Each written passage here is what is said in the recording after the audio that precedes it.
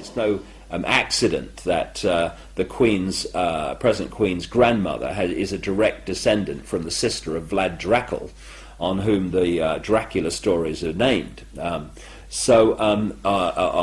based. So Diana knew this, and then I come across people like an American lady, Arizona Wilder, who again was involved and a victim of this mind control project, and was used to conduct rituals for them. Under a mind controlled state, they are mind controlled to conduct these rituals in a certain way. And these were taking place on royal properties in Scotland? Yes, exactly, in Balmoral, and there's a particular place in Belgium which is known as the Mothers of Darkness Castle, which is funnily located in the same area that child murder and satanic ring was based, that came to light, clearly involving the establishment figures of Belgium, and was a massive cover-up. When a real investigator, a prosecutor, got involved, of course, they had to get rid of him, and 300,000 Belgians went on the march one day in protest at the cover-up. Well, all these things interconnect. And she told me that she and another two of such people have told me the same story, that she was actually in Britain at rituals at which Diana was being abused in part of these rituals in a mind-controlled state, because there's no question whatsoever that when you talk to the people I've talked to, that Princess Diana was one of the victims of mind control. One of the things that they do is they mind control the children of the aristocratic families, again for a reason we've discussed, which is the Illuminati mind, which is different to the regular run of human mind. It cannot stand the thought that it's not controlling events. Therefore, it does not want cuckoos in the bloodline nest. Therefore, it makes sure that the kids undergo mind control from an early age, which is why so many of these aristocratic families are so bloody dysfunctional, because they're all kind of, had their minds played with. They're bred from birth to serve a role. Exactly. Diana's role, and I'm not kidding, from birth, would have been to have been sacrificed in that place at that time. And people, and I understand, will find that staggering and impossible to believe. Well, you should have been around me for the last 14 years, and it wouldn't be impossible to believe. And her other role was to had her genes to the Windsors, because if we want to get really bizarre, the Windsors are not, like these Illuminati bloodlines in general, are not the same DNA as the rest of the global population. They need an infusion of human genetics to hold the balance of their DNA between the human and what they really are, which is actually not human as we understand human. And what was happening, as Christine Fitzgerald, this close confidant of Diana for 9 years, explained to me, was that the genes of the Windsors were getting too imbalanced to the non-human side. And it was going to become clear within a very few generations that they weren't all that they seemed to be. And what they needed was an infusion of human genes. And as I've written in my books for years, and so many insiders have told me, and others, the key genetics that these people like to interbreed with are blonde-haired, blue-eyed people.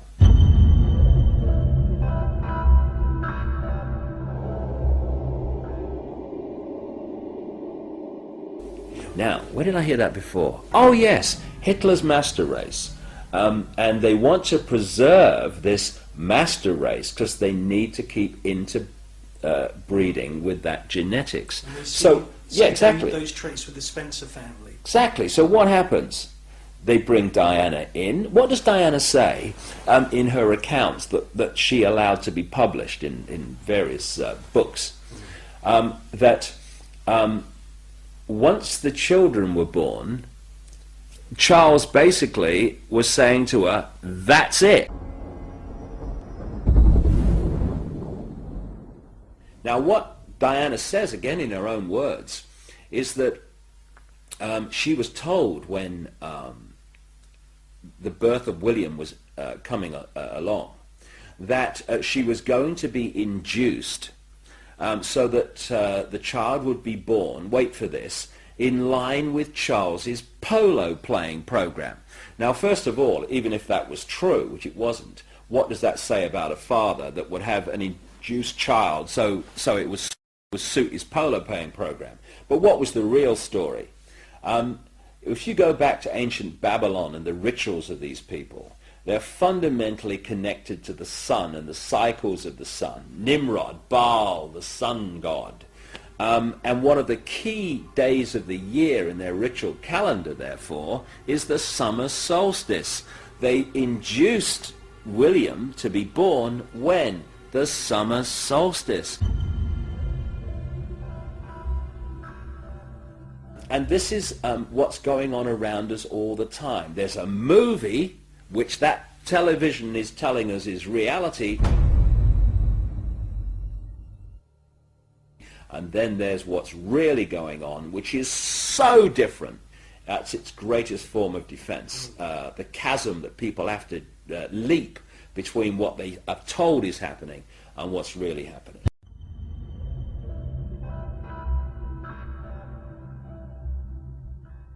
A confidant, Christian Fitzgerald, told me that people who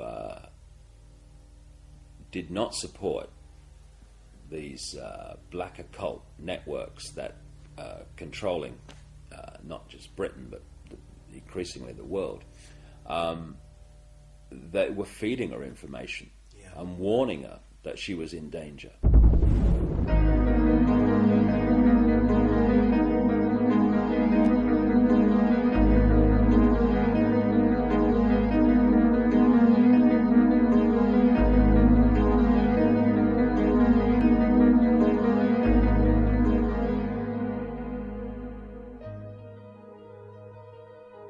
What keeps this whole thing from coming out, and has done for us all this time, and indeed the wider conspiracy too, is that to understand it you have to research so many different subjects and then fit the strands together before you go, wow, so that's what it's all about. In this soundbite world of superficiality we call the mainstream media, people get so little information that they can't see what's going on. So when you look at the story of Diana, it's not just about what's happening now, what happened in 97. It's also going back again to Babylon, places like that. The goddess Diana was an ancient goddess, which was another name for the Babylonian goddess Queen Semiramis, the goddess of the Illuminati. And one of the groups of people that worshipped Diana, the goddess, and did their rituals to her were called the Merovingians. The Merovingians are one of the, if not the, key bloodline in the whole Illuminati network. They were the royal line of a people called at one stage the Cambrian Franks, which is where we get France from, that came out of the time of the Trojan Wars in now what we now call Turkey, up through the Caucasus Mountains and into what we now call France. Eventually, their royal strand, the Merovingians, were what the whole people became known as. And they were great goddess Diana worshippers. And according to an American researcher in Paris, immediately after Diana died, the Merovingians dug underground sacrificial chambers in Paris, just outside the original Paris, well inside, of course, the present metropolis, where they did their rituals to the goddess Diana. And according to her, the place is now called the Pont d'Alma Tunnel, which is still an underground kind of location. Now, the ancient myths of the goddess Diana were that she was a moon goddess, Pont Dalma actually translates as passage or bridge of the moon goddess. Coincidence? Why is it with the absolutely, I cannot emphasize this enough, the ritual symbolism obsessed Illuminati, why is it that even people who said, well, it was an accident, have actually said, well, there is one question. Why was Diana held in that tunnel for so long when she's supposed to have had internal bleeding which needed repairing? Why not get her to hospital immediately? Why was she held in that tunnel for the best part of an hour and a half? Why? Because in the sick ritual, and that's what it was, the ritual of her murder, she had to die in that place of ancient sacrifice to the goddess Diana.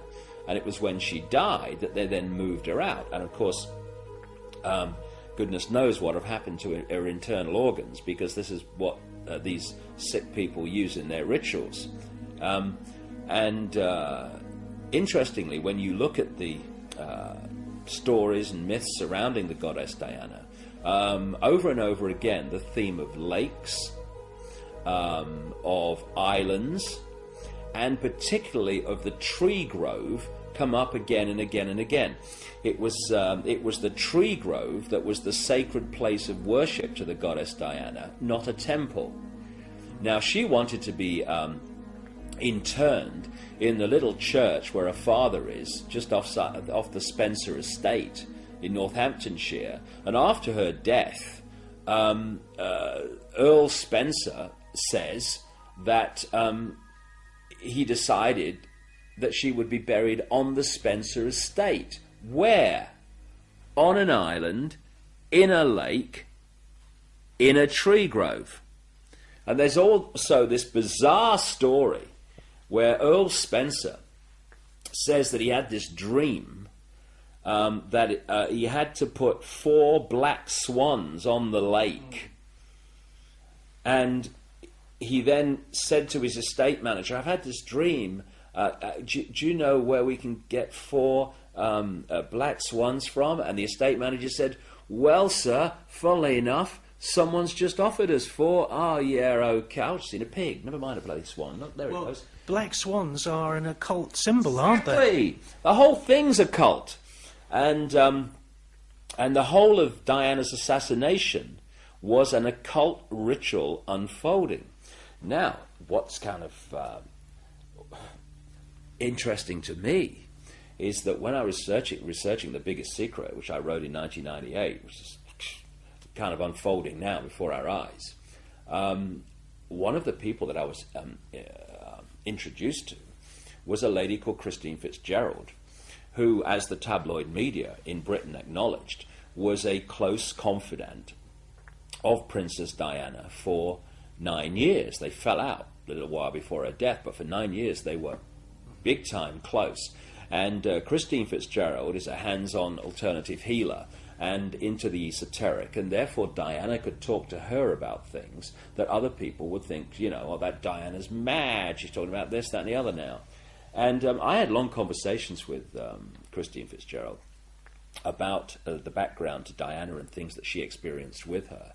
And I had to have a wry smile to myself when the Paul Burrell revelations came out, because much of it was told to me years ago and is in The Biggest Secret. Not least that friendly people from organizations like MI5 were actually feeding Diana information, saying, you know, be very, very careful because they want rid of you. And so when Burrell produced this letter from Diana in which she predicted her own death in a car crash, in effect, it absolutely fits with what Christine Fitzgerald told me about her experience and what Diana said to her.